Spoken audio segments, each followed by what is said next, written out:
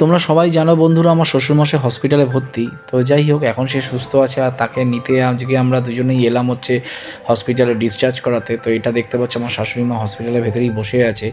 আর উনি ভর্তি ছিল হচ্ছে ইউএমআরআই হসপিটাল, যেটা তোমার বেহালা শিলপাড়ার ওখানে জেমস লংয়ে। তো ফাইনালি দেখতে পাচ্ছ শ্বশুরমশাইকে ছেড়ে দিয়েছে, এখন উনি ফিট।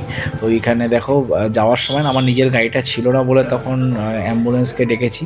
তো ওনাকে নিয়ে আসছে, মানে প্রথমে না কিছুতেই হুইল চেয়ারে বসবে না, বলছে আমি ফিট আছি, আমি নিজেই হেঁটেই যাবো। তো জবরদস্তি আমরা নিয়ে তুললাম আর এখানে ওনাকে শুয়েই দিয়েছি আর আমরা পাশেই বসেছিলাম।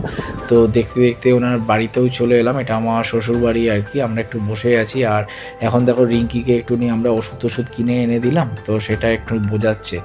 আর এইখানে সমস্ত ওষুধ দিয়ে কখন কোন সময় ওষুধটা খেতে হবে সেটা পুরো রিঙ্কি আর কি বুঝিয়ে দিচ্ছে। তো এইসব করে ফাইনালি আমরা বাড়ি ফিরে এলাম। তো আজকের মতো টাটা।